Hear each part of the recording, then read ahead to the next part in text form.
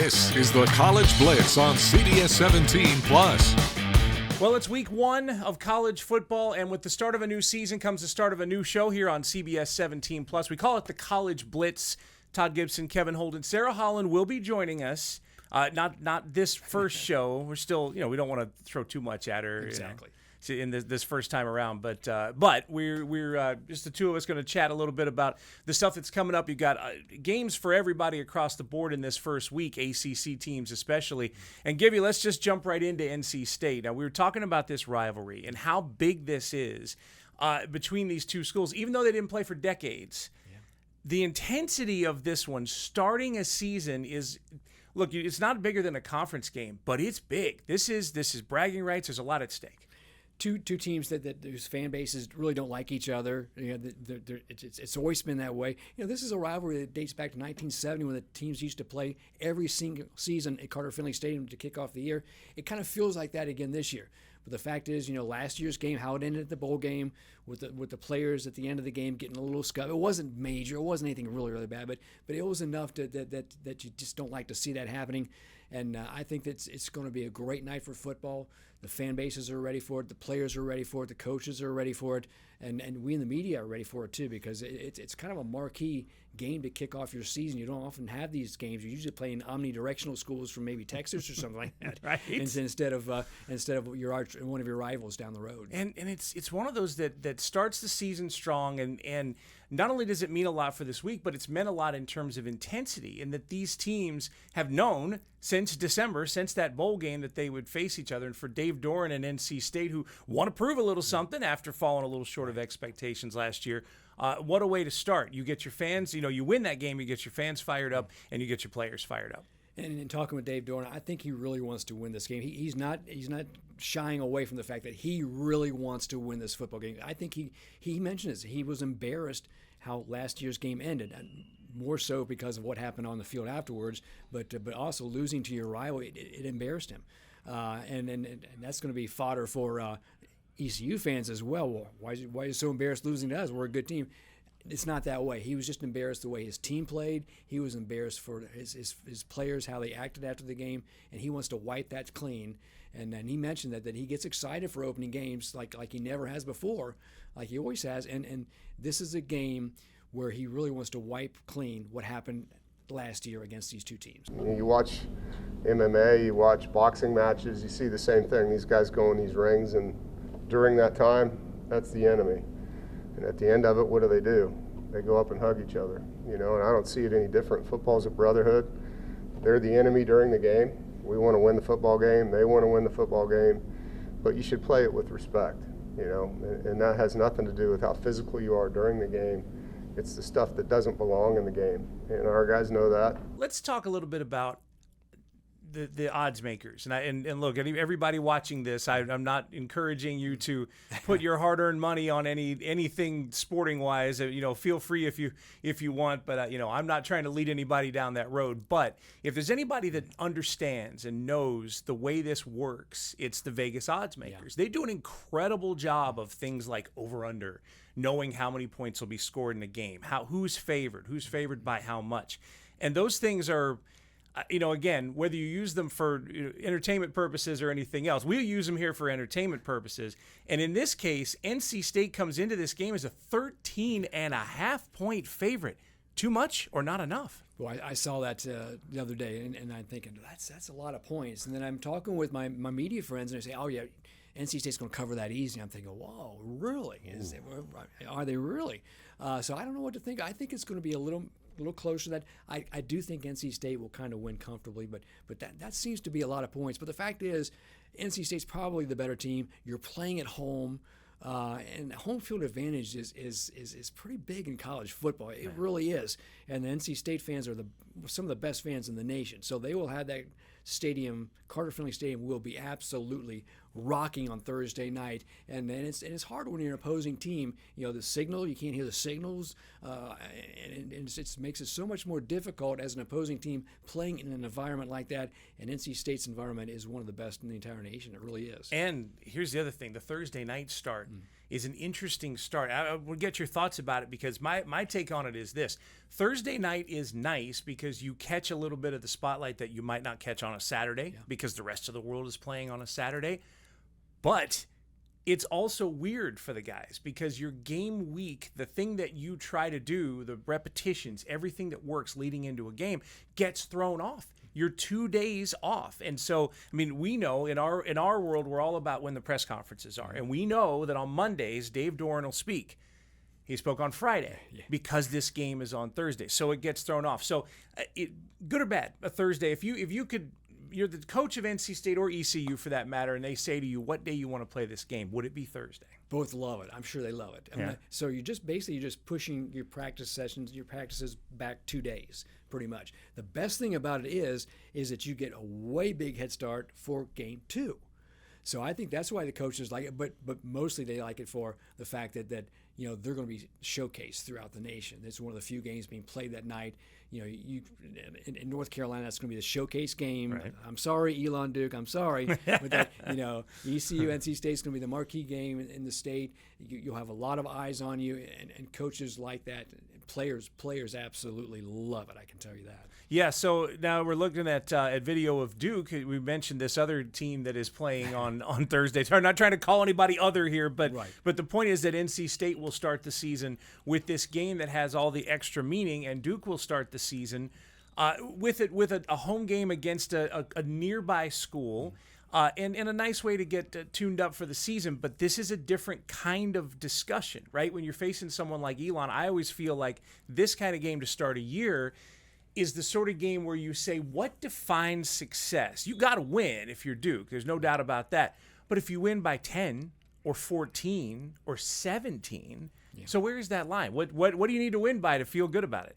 Well, I think you just want to see your team play well. I mean, Manny Diaz mentioned it the other day. The head coach at Duke mentioned it the other day that actually it was yesterday. He was talking about the fact that last time they played, it was like a 3-point game in the second quarter. It was just something crazy like that. You don't want to play like that for sure to open your season. There's no question about it. I think if Manny would be happy if you just play solid, go out there, play good football, and you know, feel good about how you played, win the game. Obviously, like you said, Kevin, you got to win the game. But if you go out there and you play the game the way you want to play it, don't make mistakes. But you're going to make mistakes on the first week of the season. But if he gets a pretty good, clean game out of that, he'll be feeling pretty good about beating Elon, which is a pretty good team actually for their division. Sure, like it's someone they'll give some people trouble during the year, no question about it. And you know, Duke is one of these schools too because of who has come in, the new folks that have come in. Darian Mensah comes right to top of mind. It's nice, I think, for Manny Diaz to have this as a starting game because it allows him to ease Mensah in.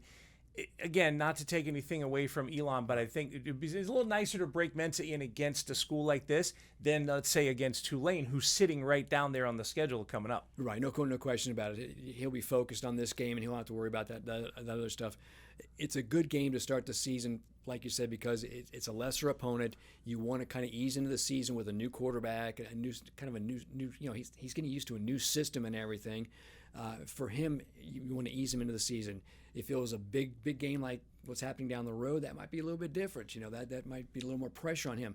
Maybe he can feel comfortable out there, ease into the season, maybe get off to a big game, and then that'll set his confidence up for the rest of the season as he goes on. If you can't make plays off the spot, it's really difficult, right? And if you look at all the best throwers in the NFL, right, Mahomes or Josh Allen or Lamar Jackson, Jalen Hurts, you know, the guys that are playing late into January into February can move around a quarterback. And so I think Darian's ability to stay poised, to, you know, move around in the pocket, keep his eyes down the field, and then guess who recognizes that? The wideouts, right? So they're going to continue to work to get open for him, and it gives you plays off script, right? Which is what every good offense has. You know, you want to do a great job as a play caller, but sooner or later the defense guesses right as well. And when you can be right in those situations, I'll tell you that's very frustrating as a defensive coordinator.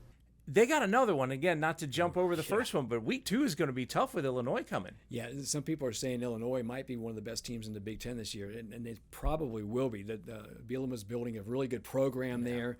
And historically, in years past, they haven't been good, but there was a time back in the 80s when Illinois was a really, really good football program, trying to build back towards that. But, that's going to be a game. Luckily, it's at home for Duke. That'll help them for sure. But that will be a game that will really see, test your mettle. You'll see what kind of football team you are then. Probably not at the Elon game, but you want to get the Elon game out of the way, build some confidence heading into that Illinois game. If you're playing well against Elon heading into that Illinois game, that gives you the confidence that you might could beat Illinois. But Illinois, that's going to be a tough hoe. I tell you what, because that's a Big Ten football team, and they're going to run that football at Duke all afternoon. That's Brett Bielema special right there. He's been doing that all his stops along the way. This Duke Elon game, going back to the odds makers, and early in the year, I kind of lean on that a little heavier, just because they know more than I do. Somehow, I don't know how that works, that someone in Las Vegas would know more than we do about football, but they do somehow in this case. And Duke is a 36.5 point favorite, and the over-under in the game is 47.5. And what that means is they're anticipating, what would that, I mean, the quick math on that tells me they're anticipating Elon to score like a field goal. That's not much.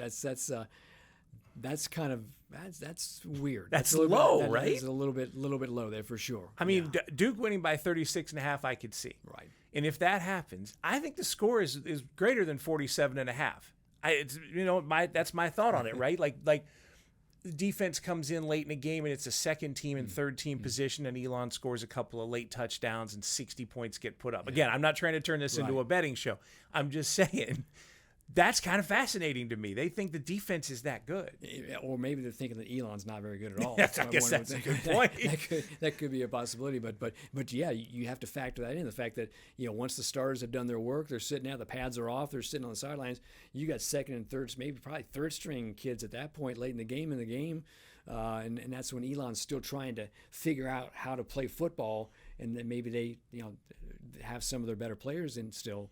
And then they could score a touchdown and maybe make things interesting for the odds makers. So, all right, I intentionally talked about these games in a certain order. One, because 2 of them were on Thursday, and the third game isn't until Monday. So we had I wanted to get to the immediate stuff first.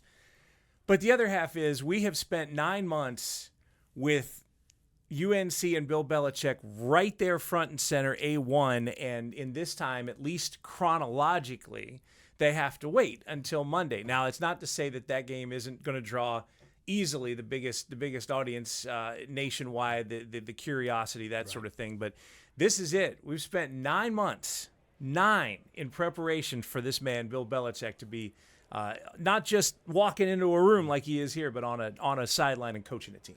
And it's funny, we were at the ACC kickoff, and just when he would walk down the hallway, just the attention that he would command, and I don't think he wants it that way, but it's just the way it is.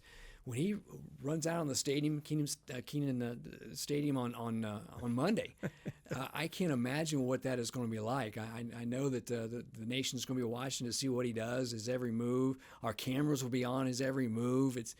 I just wonder what it's like for a person like that to be in that situation. But it's going to be fun to get him out there. I still just cannot believe that North Carolina has Bill Belichick as their head football coach. It's just fascinating to me. Yeah, and because there's so much attached to it that's unknown, right? Like, we know, you and I know, we talk about it all the time on the air and off, about the changes in the college game, NIL and the transfer portal, and now how we pay attention to these pockets where the portal opens up and 200 players run through, right? And UNC's roster is completely restocked because of this. That's one level of change. But to bring in Bill Belichick, who has had unprecedented success as an NFL coach, and then see what he can try to do with a college program, is a different level of change. It's not to say that Bill Belichick doesn't know how to – if anybody knows how to succeed in football, it's Bill Belichick. but it's a different world. It's a different age of athlete. And again, some of them will be NFL players, but not all, which means it is a different class of athlete that he's dealing with now. It really is. And he's trying to run his program, I think, like an NFL team. It seems like he is. The nutrition these kids are getting right now over at UNC is just phenomenal. He talked about that, I think, about a week ago. What they're trying to do to that program to make it like an NFL program. It's fascinating to see that. So, Belichick's been successful for so many years in the NFL. It's going to be fun to watch him how he adapts to the college game. I don't think there's that much to adapt to, really. Football is pretty much football. Right. It really is. But as far as the athletes go, when he was in the NFL, he had the best of the athletes. He had, and they act a certain way. College kids are a little bit different, so he'll have some challenges as he goes along. I'm sure he's had some challenges up to this point, but he'll have some more challenges as it moves along. The college game is a little bit different, I think, because the athletes aren't quite as good, for sure, naturally, right? And just how they react and everything, how he will react to when things kind of maybe go sideways will be interesting to see how that goes for him. TCU is a 3-point favorite. That's how Vegas looks at it. Coming to Chapel Hill, TCU is a 3-point favorite. I don't know. It's probably wrong for us to try to look inside the minds of Vegas odds makers, but I wonder if that's the idea, is that right now the idea of Bill Belichick at the college level has all of this noise surrounding it. And TCU, on the other hand, is just a good, steady team. It's been a good, steady team for a while. It wasn't that long ago. They were in the national championship game. They were playing for national championship not long ago. I was kind of surprised at that. I would think that North Carolina would have been the favorite in this one. You're playing at home. You got the Belichick factor as well. And I think he's brought some pretty good players in as well. But we really don't know about him. We hardly know about these guys that he's brought in. And his practices have been kind of pretty secretive, and we haven't got a chance to really see a whole lot of them out there, but I think that he's brought some really good players in. He's still got a quarterback battle, according to him. I don't know if that's the case or not, but I think he's probably knows who his quarterback is going to be. But it's going to be fun to watch the Belichick era open at Kenan Stadium on Monday night against a really quality opponent in a primetime game. Yeah, and I guess there's where the other Bill Belichick effect is, which is, Mac Brown's North Carolina team certainly spent their share of time on the big stage, but week one is on a Labor Day night, and it's in front of the entire country, and the entire country is watching, and it's before the NFL starts their regular season. Like, if you say Monday Night Football in October, someone goes, "Oh, who's playing? Is it the Steelers? Is it the Panthers? Who's playing?" That iconic music, you can hear it in your head, right? Yeah. But to do it on a Monday night before the NFL starts means it's kind of a kickoff, like a lead into that. You get a national audience that you wouldn't normally get on a Monday, which is certainly a fantastic thing. So again, a 3-point favorite. So Vegas, here's what Gibby and I are saying. You got TCU wrong. We think North Carolina should be favored in this game, and we think you should raise your point total for Duke and Elon. But again, this is why we're sitting in these chairs, and they sit in those chairs. They don't want us setting games. They don't want us setting the odds. I can tell you that. I would hate to be the reason people lose money. Let me tell it that way. We're going to take a quick break. We'll come back and go over the rest of the weekend in local college football, because these 3 games that we talked about are very big, but there's more to talk about. There are more teams and more situations to talk about, which we will get to next. The College Blitz. We'll be right back.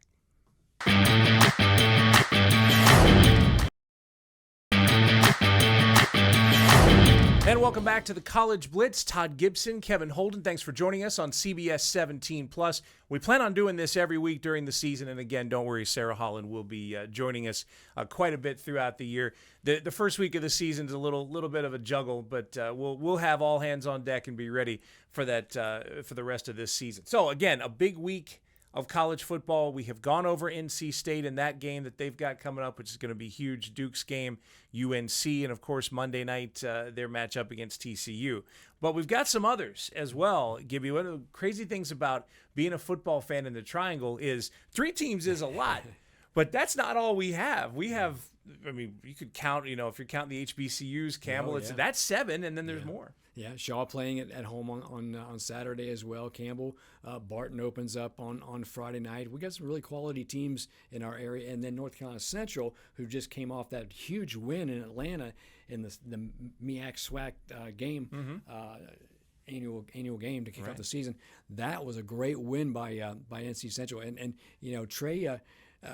Coach Oliver was talking in the preseason about how good he felt his team was going to be. And you could kind of feel a little swagger the way he was acting during the preseason. And obviously he knows something because his team performed really well on Saturday. He was talking about the team's success in Atlanta, how well they do in the Classics, and this was no exception. So they take a 1-0 record into this week. It's something nobody else has in this area, and they will be hosting New Hampshire in week 2.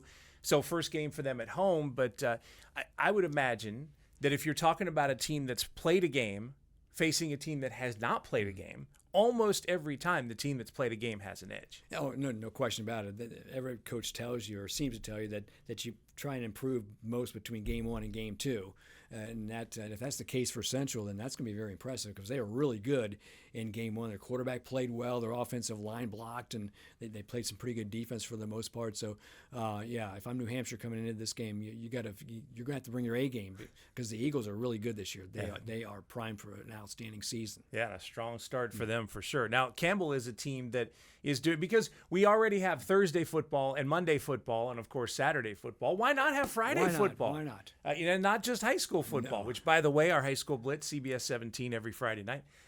But also Friday night is Campbell's season opener. It's a road game at Rhode Island, neither a road nor an island. I'm just going to put that out there. Now, Gibby, you were at Campbell. You had a chance to kind of experience things during the Fan Fest. So I figure you, above anybody, you're going to be able to tell about that vibe of this team coming into the season. How did they, not just how did they look, but how did they feel? Well, I think that they got a little more confident. This is Braxton Harris's second year as head coach at Campbell, and he's coming off a 3-9 season. He feels a lot more comfortable about this year's team. He's got a quarterback battle going on. He's got 4 quarterbacks battling for the starting job right now. So I'm not sure how that's going to settle out, but I think he feels like he has a good team. He mentions that they're going to be young again this year. And he plays in it. They play in a really tough conference. At least they did last year. They're switching to a new conference this year. It's a pretty good conference too. So I think he feels pretty good about his team. I mentioned this is his second year as head coach, so obviously there's a little more comfort level for him as well. Campbell, I think they'll take a step up from their 3-9 last year, but it's still going to be a little while before he gets that program where he wants it. Well, and you're talking about 2 road games to start, too. Yeah. You're at Rhode Island, and then you're at ECU, who is either going to be really excited after a first-week win or really angry after a first-week loss. Like, you're not going to catch them in the mood you want them in. Yeah, and then down the road they play NC State. Yeah. So it's just it's a really, really tough schedule that Campbell has. But they want it to be that way because they want to build that program, and the only way to do it is to play some big-time football, and they are certainly doing that this year. Shaw against Albany State and Fayetteville State at Benedict rounds out that Week 1 schedule.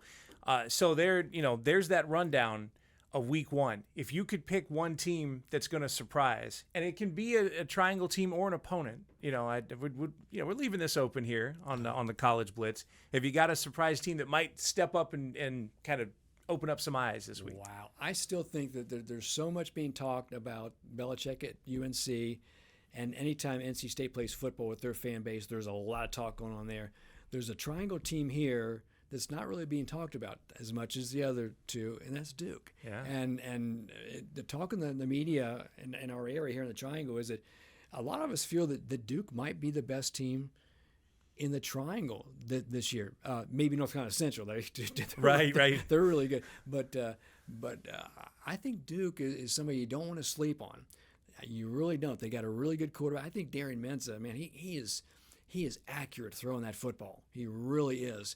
And they've got a good offensive line. They've built pretty good. They'll still be kind of young this year, but they've got a really good coaching staff over there too. Manny Diaz does. So I kind of think that the Duke might be the team this year that people are going to look back. Whoa, I did not see that coming.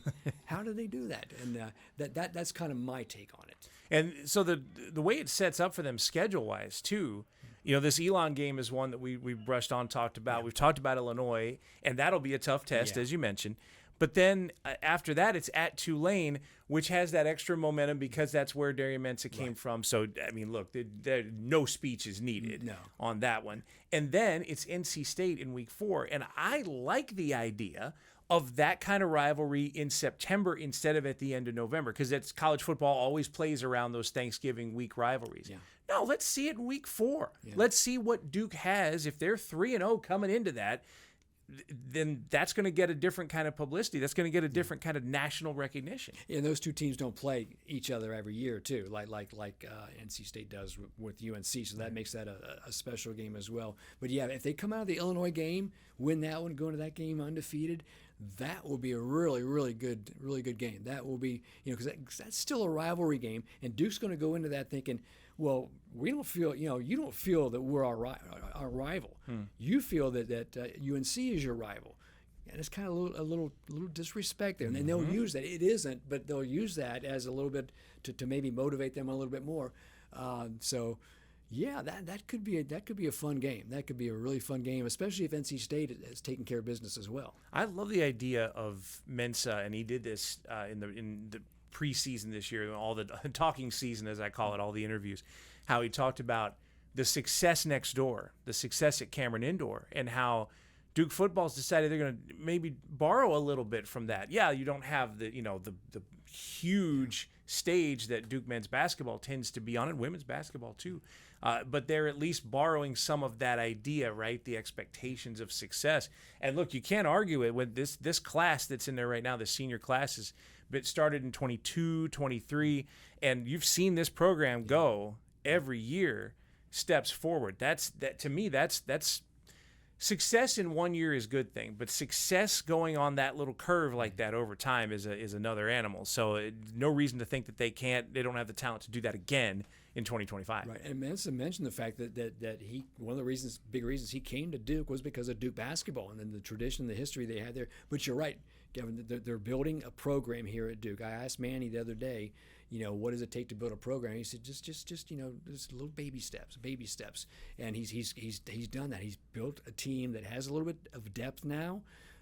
He's got some reserves that if somebody gets hurt, they can fill right in there and they don't miss a beat. And that's how you build a program. You have to have those guys that those backups who are ready to play as first stringers when those first stringers get hurt. And he's built that at Duke, and that's not something that they've had a whole lot of before he got here.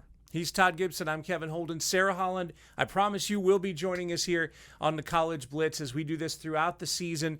Watch as we preview week after week. And we'll obviously have more to talk about next week because we'll have a week of games to talk about, and we'll hear from coaches. And that in other words, you won't have to hear us bloviate for the full 26 minutes. You'll actually hear someone else. That's kind of where I'm going with that. Thanks for joining us for the inaugural College Blitz on CBS 17+.